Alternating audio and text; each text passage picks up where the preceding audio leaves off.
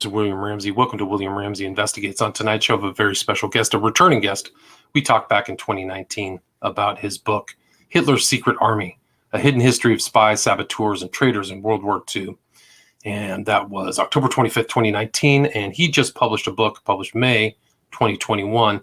The title of that book is The Spy Who Was Left Out in the Cold, The Secret History of Agent Goleniewski.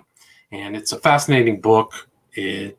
A lot of information. I never heard this name of this person, Goleniewski, who turns out to be a vitally important turncoat from the Soviets to the United States. And it's a very detail-oriented book with lots of. This is not Tim Tate's first book. He has also published, in 2019, the title of that book is Body for Rent, The Terrifying True Story of Two Ordinary Girls Sold for Sex Against Their Will. There's also The Assassination of Robert F. Kennedy, Crime, Conspiracy, and Cover-Up. That was published in 2018. Hitler's Forgotten Children, about the Lebensborn, published 2015. The Yorkshire Ripper, The Secret Murders, published 2015. Another one, Slave Girl Returned to Hell, published 2013. And then Roger Cook's 10 Greatest Con Men, 2008. And the first book that I could see that he published is Children for the Devil, Ritual Abuse and Satanic Crime, published in 1991. But Mr. Tate is not only an author, he's also done many documentary films, over 80 or close to 80 documentary films for British and international networks, and has written for national and regional newspapers, and was also associated with a documentary, banned documentary, Conspiracy of Silence, about the Franklin scandal. And there's some harrowing interviews still around the YouTube. It seems to be not so much frequent. Recently, I haven't found many of those, but you might still be able to find those. But today we're going to talk about his recent publication, The Spy Who Was Left Out in the Cold. And Tim Tate's website is timtate.co.uk. So, Mr. Tate, are you there? I am indeed. Awesome. Well, thanks for agreeing to the interview. For people who may not have heard our last interview about Hitler's Secret Army or anything, can you talk about your lengthy CV and what brought you to write this and publish this book, The Spy Who Was Left Out in the Cold? Well, as you say, I'm an old documentary filmmaker. I spent 30-some years making films for all British networks and international networks, including Discovery and A&E, amongst many others. And I've published 18 non-fiction books now. Starting back in 1988, and this latest one, The Spy Who Was Left Out in the Cold, is my most recent. That's the UK title. It was published here in Britain at the end of May. A US edition, which is coming out in December this year, has a slightly different title. It's the same book, exactly the same book. It's just got a different title for the American publishers, and that title is Agent Sniper. Sniper was Goleniewski's cover name.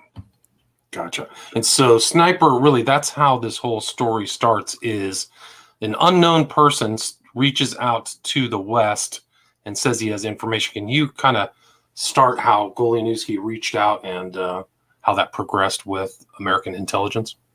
Sure.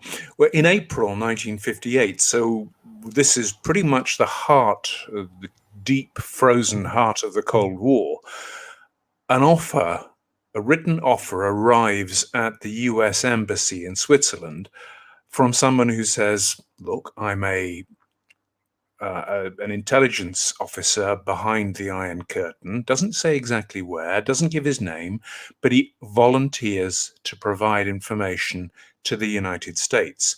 He does so with one particular condition. He says, I will only deal with the FBI, because that, of all your agencies, of all your government departments and intelligence agencies, only the FBI has not been penetrated by my colleagues in communist bloc intelligence. And if you accept that, America, accept that, then I'll happily supply you with information. Right. And that's kind of, sorry to interrupt, but that was kind of what they were looking for. Intelligence is looking for an agent in place. So he was offering to be in place and send out information. Is that correct? Absolutely. At that point, the United States and its allies in the West were desperately short of good intelligence coming out of Soviet bloc countries, and an agent in place. And that's exactly what this offer was. This man was offering to be an agent in place, was the most valuable offer of all, because it's an intelligence agent working for a foreign spy service who says, I will carry on working for them, but I will secretly feed you information, their most secret information. That's incredibly valuable. Right. So he sets this up, but the Western intelligence isn't entirely honest about his connection with the FBI, right? Absolutely dishonest.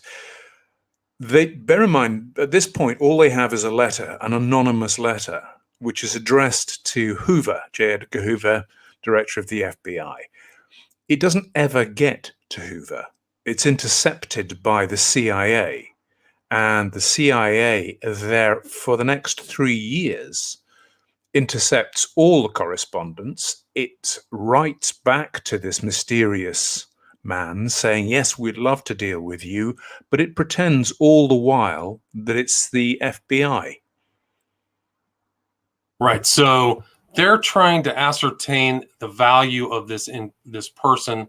They've kind of got this stuff, and so they kind of start this whole secret drops, right? So he's starting to provide information. Yeah, I mean, this is the heart of the Cold War. You can't just telephone somebody or send somebody a letter from behind the Iron Curtain because it's simply not safe or physically possible. So the CIA sets up a series of dead drops, which are places where their mysterious benefactor could leave them documents and later microfilms. And that's what he does for the next 33 months. Pretty much every month, long documents, including copies of the most sensitive and valuable Soviet bloc intelligence material, begin arriving in these dead drops and get ferried back to Washington, D.C. And how did they assess this information as it was coming out of the Soviet bloc? Well, initially they were properly suspicious. Is this just too good to be true? But they came pretty much quickly to decide that the information was so good and so reliable that whoever this mysterious agent in place was, and all he would give them was his own self-chosen cover name, Sniper. Whoever Sniper was, he was top grade. He probably, they thought, worked for Polish intelligence, but he also clearly worked with the Soviet KGB. And what he was delivering was just the best. It was unprecedented both in its scope and in the detail. He was naming names of agents, Soviet bloc agents, undercover all over Europe and the United States. Right, and you break down these chapters as each one of these names is exposed. It's really remarkable about how vast the spy network of the KGB was and how it had penetrated so many different societies. Yeah, I mean, it's extraordinary when you look at this is just his take alone. But in one sense, it's not that surprising. The Soviets had been at this. They were old hands at the spying game. Indeed, one of the CIA documents that I'd managed to get hold of has them at the time ruefully reflecting on how good the Soviets, the KGB and its predecessors were, and how poor American intelligence was. I mean, basically, American intelligence was not very good and was being beaten hands down by the communists at this point. Right, and you mentioned, I think it was the Okhrana, so even the Imperial Russian secret police were skilled, so that tradition was much more ingrained in Russia or Soviet Russia than in the U.S., which really didn't have much of a intelligence agency till after World War II. Yeah, I mean, the U.S. had begun its first efforts at a foreign intelligence service or services during World War II with the OSS and its similar units inside the military. But it wasn't until 47, 48 that the CIA is formed. And even then, there is backstabbing, there's internecine rivalry between the various departments inside the US executive. So the CIA began life hobbled by a lack of information and by disputes with its colleagues and partners in the State Department and in the Pentagon. Right. And so there's these rivalries that are going on. And how, when they got this new information from this unknown spy at the time, can you talk about some of the things that he exposed, some of the people and individuals he exposed? Very rarely did he give the name. He very rarely said in one of his reports, oh, this person here is spying for Moscow or for Warsaw, because it didn't work like that. Though on some occasions he did give the actual identity. But he said there is Warsaw or Moscow has a spy, a mole buried within the British Admiralty or within the Swedish Air Force upper echelons who has access to NATO. And he gave enough details that the CIA was able to farm this out to its associated agencies in the West. And they were able to identify these spies pretty quickly. And what they discovered, to their horror, was that these spies had been at it for years, sometimes in some cases decades, and had been feeding Moscow with some of the West's most devastating secrets. Yeah, it really is remarkable. Can you talk about the Portland spy ring? Sure, the Portland spy ring, which is kind of a long forgotten thing in the UK, was a group of spies who were operating inside the Admiralty. That's kind of our Navy hierarchy here. And they'd been working in that, feeding Moscow with really top secret information about anti-submarine equipment and technology and weapons. They'd been doing that since the mid-50s. By the time Agent Sniper provides the information which is going to lead to the downfall of this Soviet spy ring, it's 1959, 1960. So they've been going for quite some time. What he gives them is enough information for the CIA and Britain's MI5 to identify the main spy, who's this low-level, rather dull British plodder in the Navy's bureaucracy, but who's been working for the KGB for 5 years and feeding them secrets. Pulling at that thread, MI5, our counterintelligence service, discovers not merely that this man, Harry Houghton, has an associate, his girlfriend, a woman called Bunty G, but that they're being controlled by a mysterious and previously unknown man who appears to be Canadian. Turns out he wasn't Canadian. Turns out he's a Russian working under deep cover and false identities. That man, who was ostensibly a Canadian called Gordon Lonsdale, was in fact a Soviet KGB officer, long-term KGB officer, called Conan Melody. Not merely was he operating inside London with impunity, but he had two associates who were helping him send back all this material to Moscow. They appeared to be New Zealanders. Turned out they weren't. Turned out they were actually Americans on the run from the FBI for their part in the atom spy ring at the beginning of the 50s. So the one thread which Agent Sniper gives to the CIA and then goes to MI5 leads to the uncovering of a huge and vitally important Soviet bloc spy ring, the Portland Spies. Right. Yeah, it's just incredible. And they were all in deep cover, supposedly British citizens, but really remarkable. And that's just one side of it. It just shows Like there's this Israeli plant or mole. There's an additional mole in the like MI6, which you already had the Cambridge 5 and Philby. I think Philby was exposed later, but can you talk about George Blake and how he got exposed? Yeah, I mean, for those of your listeners who don't know, MI5 in Britain is our domestic security service, sort of roughly equivalent to the FBI. MI6 is our foreign intelligence service. The Secret Intelligence Service is its formal title, sort of roughly equivalent to the CIA.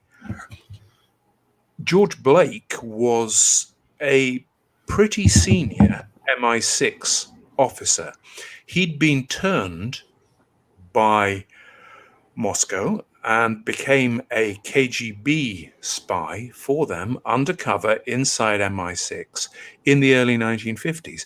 And he fed back to Moscow some of the West's most important secrets, including, and this is the big one, I suppose, that some of your listeners will have heard of, the Berlin Tunnel. Now, the Berlin Tunnel was what US intelligence and British intelligence dug underneath Berlin to tap into Eastern Bloc telephone and cable traffic. It was a hugely expensive, incredibly secret operation to get at vital intelligence. As it turned out, Blake, who knew about it, betrayed that to Moscow from day one. So all the material which the West thought they'd got from the Berlin Tunnel was utterly valueless. Right, and that was kind of one of the elements or themes in the book, is this idea of disinformation.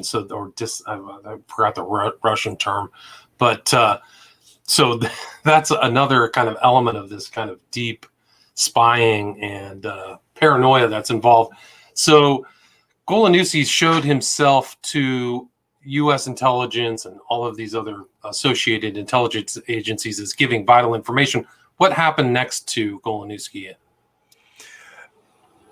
At some point, it was likely that his time as an agent in place would run out. And I mean, there's pretty much generally a limited timescale for this. But US intelligence was, to put it mildly, inept. So that because of its inexactitude and because of its poor tradecraft, it managed to allow news of this extraordinary spy's existence to leak back to Moscow. So in 1960, Agent Sniper gets in touch with American intelligence and says, look, they're on my tail. They've discovered me. Someone has leaked my existence back to my masters in Moscow and Warsaw. And you've got to be careful, because from now on, because I'm on borrowed time and I know what'll happen if they do catch me, I'll be put up against a wall and I'll get a bullet in the head. He tries to play this out quite bravely and a little naively, I think, but he tries to play this out. He tries to keep it going.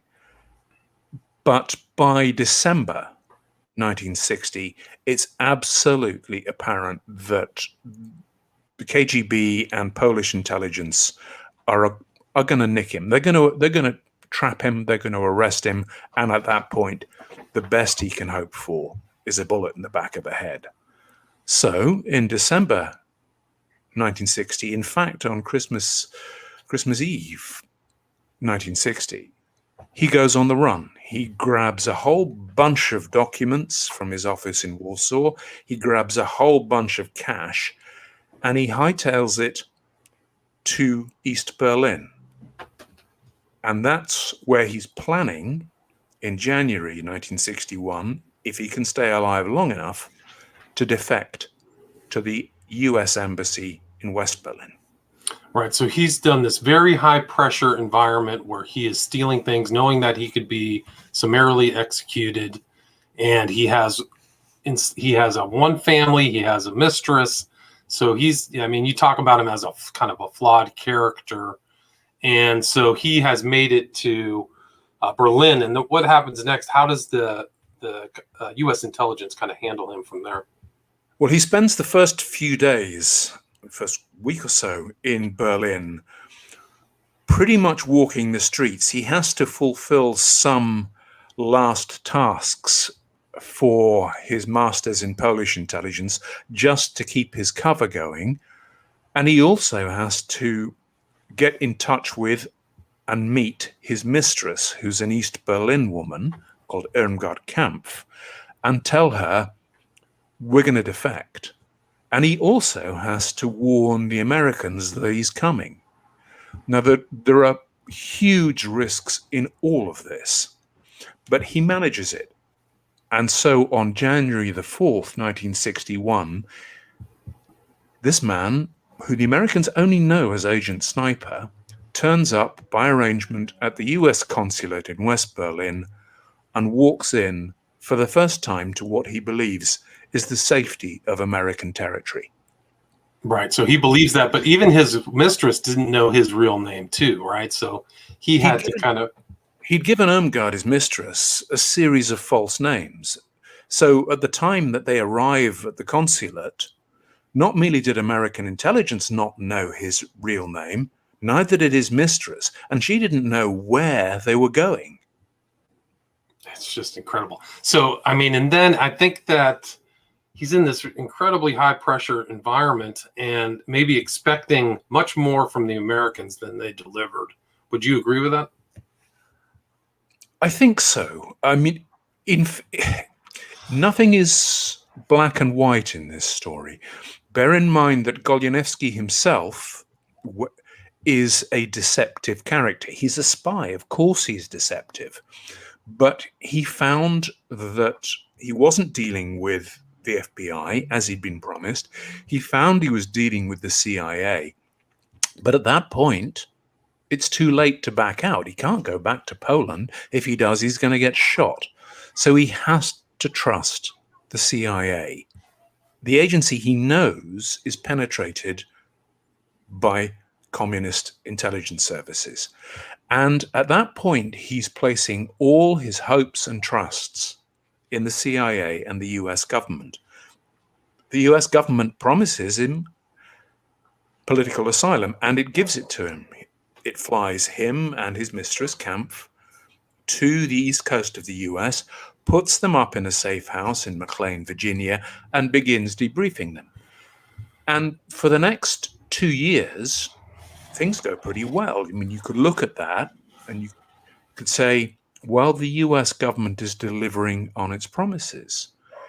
For example, it gives him a lot of money. It helps him get his own apartment, 2 apartments, in fact. He moves from one to the other.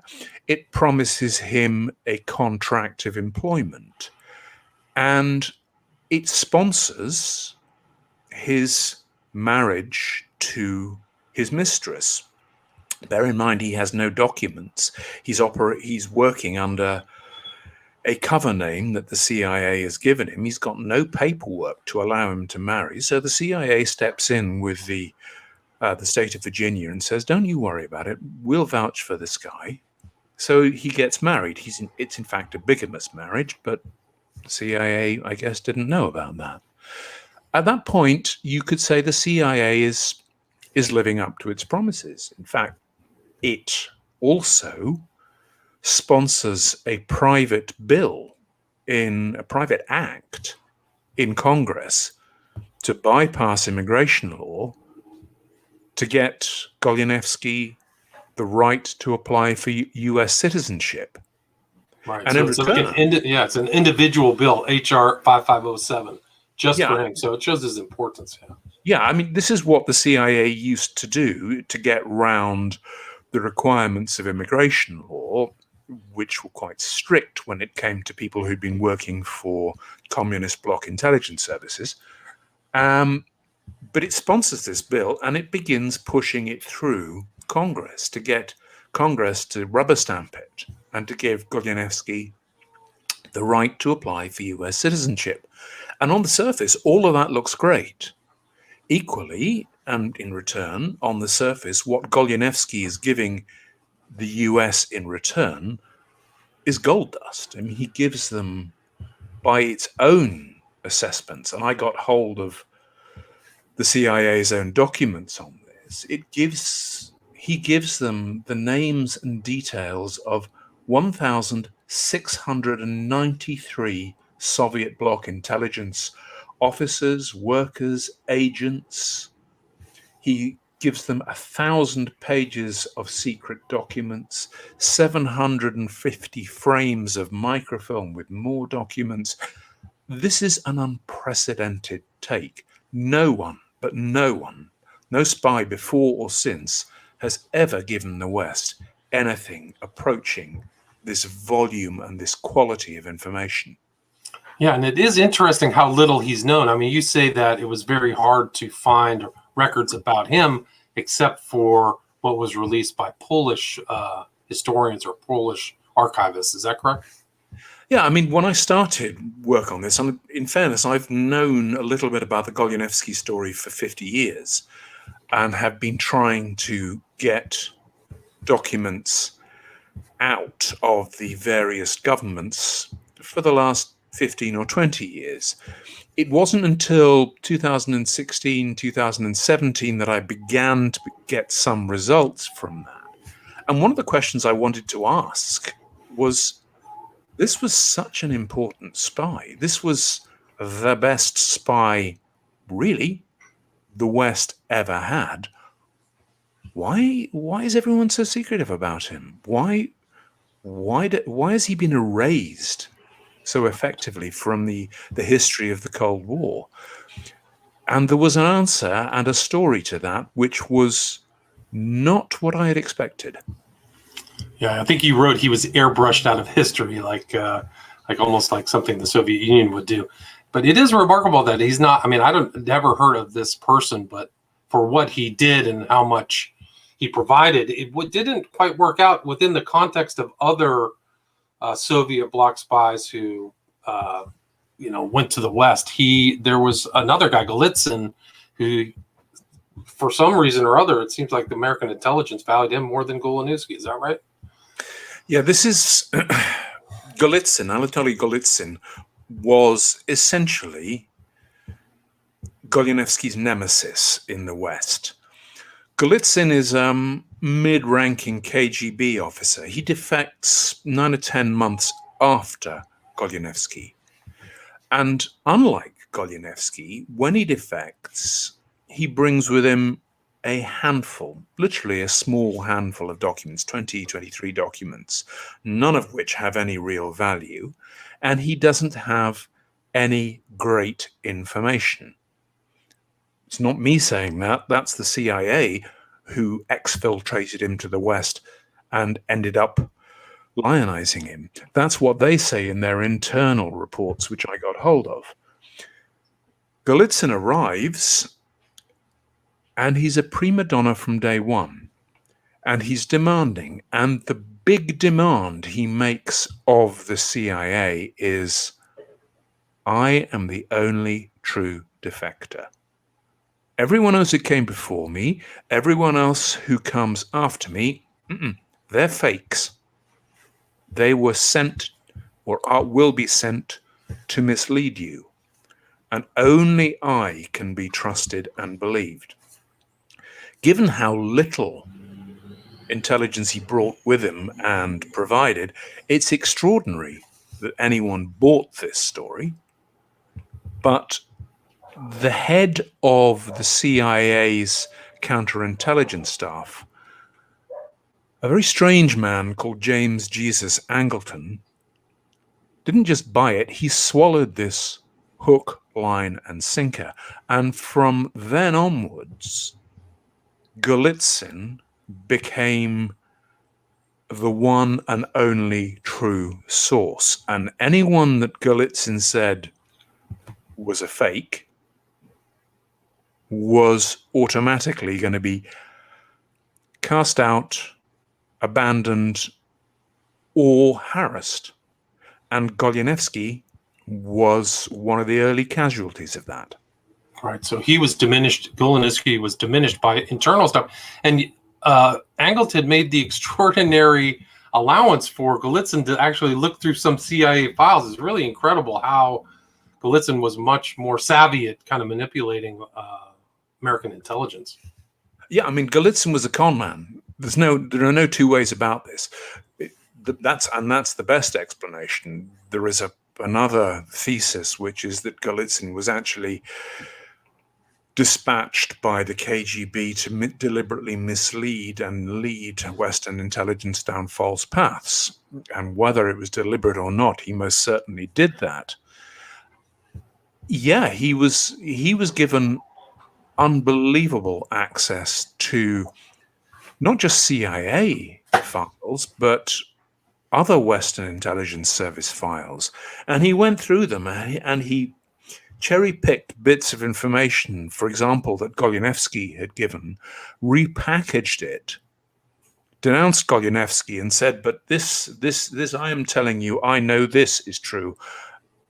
And he managed the trick of, on the one hand, discrediting the original source of the information and claiming credit for the information itself. Right. That's incredible. Yeah. No, he was either a really deep agent or just a great manipulator.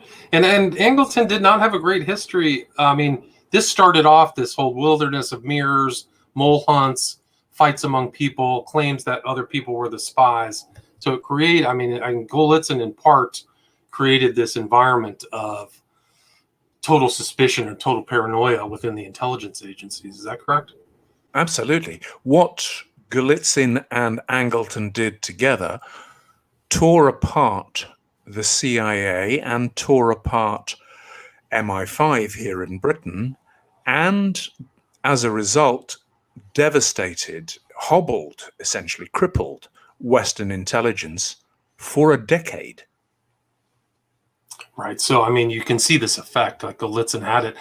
And, it's just an incredible history there of Goleniewski in the front. And I mean, it's sad how he kind of ended up kind of betrayed by the government that he helped. And I think that that's kind of a lesson or a cautionary tale about this story. Would you agree with that? I think it's absolutely true. On that level, Goleniewski's story is a tragedy. He was an incredibly brave agent in place, spy for the West for 3 years. He was an incredibly valuable defector after he arrives in the West. And the list of Soviet bloc spies he exposed is without parallel.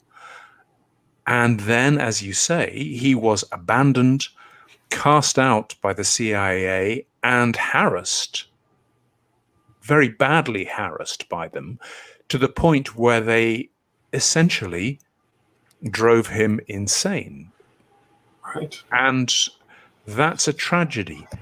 The but is that he also played his own significant part in that tragedy. He bears a significant degree of responsibility for that himself. I mean, yeah, and it's just remarkable. Like, they kind of pulled the rug out from under him, left him financially alone. He had illnesses in the family, and next thing you know, he thinks, They reneged on their contract. They stopped paying him. They left him high and dry financially at a time when his wife, Irmgard, was going through surgery, when she was about to give birth to their child. They took away the gun he had been given for protection at a time when Polish intelligence was looking for him to assassinate him. He'd been sentenced to death in absentia by a Polish military court for betraying Poland to the West. And it harassed him. It constantly changed his cover names. It threatened him. It obstructed congressional committees. It gave misleading evidence to the Senate committees. The CIA behaved utterly appallingly throughout all of this. But I have to come back to this and say we also have to recognize that Goleniewski also contributed to his own downfall by, from the middle of 1964 onwards, pronouncing himself quite falsely to be the son of the last Tsar of Russia and trying to claim a supposed imperial Russian fortune. Right, like he played those cards, and I don't think it helped him. And the facts show that there wasn't anybody left over when they were shot in Ekaterinburg, or when the Romanovs were shot in Ekaterinburg. So, yeah, it's just very odd. And he died completely unknown to history as well, which is also really unfortunate. So he was never really lionized publicly in the U.S., I think, which is really kind of a sad tale. Yeah, I mean, it is a tragedy. It's the tragedy of a brave but flawed man to whom the West owed an enormous debt, who was grossly let down by the CIA and to some extent by British intelligence, but who also betrayed himself with greed and paranoia, and in the end, I think largely as a result of what the CIA was doing to him, genuinely lost his mind. Lost his mind, yeah. Yeah, it's a shame. Where's the best place for people to obtain this book? Well, it's available all over. It's available in the UK in all bookstores. It's on Amazon. You can buy the UK edition from any Amazon worldwide. As I say, the US edition, which is being published by St. Martin's Press, comes out in December, and it'll be therefore available in bookstores in the US and on Amazon US. That US edition will be available from December. Gotcha. And that's titled Sniper, right? Just Agent Sniper? Agent Sniper. Agent Sniper. Great. Well, really a tremendous accomplishment. Really enjoyed reading this book, and it really read almost like a John le Carré, novel, but really interesting stuff. Somebody from the chat is asking whether Children for the Devil is in print anymore. That's like one of your first books? I've just seen the chat. It's from somebody called Amber Dubon. If Ms. Dubon wants to check on this, she can. The details are on my website. Children for the Devil was sued. My publisher was sued. I was sued by a police officer in the UK who claimed that 4 paragraphs in this book of 100,000 words might lead some people to the inference that he was corrupt. I don't think they held that inference, and we certainly didn't intend that. But it was a very difficult lawsuit to defend, and my publishers settled it out of court. One of the terms and conditions of that settlement is that I cannot distribute or allow to be distributed copies of Children for the Devil in any possible format. And that's why I have to say to people who try to do that, I can't let you do that. I see. So it's just out of publication permanently. Is that correct? Yeah, and I don't think there is a way to get this book back into publication. In many ways, I'd like to, because it's a very serious and detailed investigation, and the 4 paragraphs complained of have absolutely no relevance to the very difficult issue of ritual abuse. But because of that litigation, and because I'm bound by what my publishers agreed, I can't get it back into print. Oh, that's unfortunate. I mean, those are important books. So few people, write those books on Satanism and things like that. Often they just make one, and that's in. I've never read Children for the Devil, but I definitely want to read it. Let's see, what else? I mean, I would say that if it's in, for those who want to read it, and this is not me trying to get round any the publication ban, it is in libraries. Oh, interesting. So it's around. Some libraries still have it. The British Library has it here. I imagine the Library of Congress will have it because they have most published books. So you can find it. It's just I can't help people read it. Fascinating. That's a difficult position. What led you to write that book? I mean, that's a really tough subject. Yeah, I'd made a film and written a book about investigating child pornography a couple of years earlier, and that had led me to the allegations of ritual abuse and satanic crime. And there were several very large cases, particularly in the UK at the time, that I researched for a film, which I didn't produce and which I don't think was very good.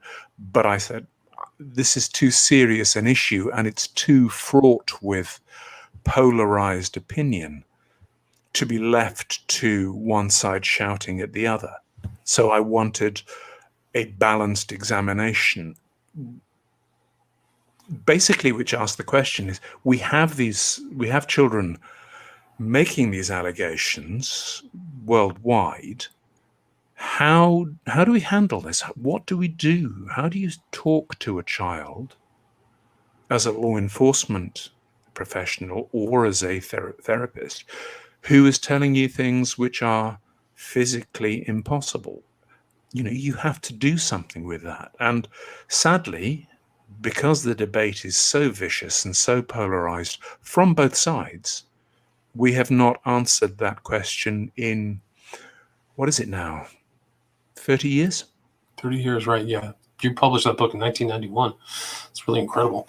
Before its time, I mean, there's still issues here, whether McMartin, some of these other cases, what's really going on. I don't know if McMartin was really ever resolved, at least not to my satisfaction. But a lot of that information isn't really public anymore. The court files, I don't think, are public. But yeah, we've had I don't know how focused on the UK your book is, but we have our own cases like that in the US for sure. Yeah, McMartin did feature in the book as well. Gotcha. Well, thanks for the interview. Is there anything else you'd like to add? Your website, again, is Tim Tate, all one word, .co.uk, correct? That's absolutely right. And people can read excerpts from all my books on that website, with the exception of Children for the Devil, and they can read an explanation as to why they can't read it on that website. Gotcha. So go to the website. Again, the title of this book, just published May 2021, again, is The Spy Who Was Left Out in the Cold, The Secret History of Agent Goleniewski by Tim Tate. Tim Tate, thanks so much. Thank you very much. All right, take care. Have a good day. All right. So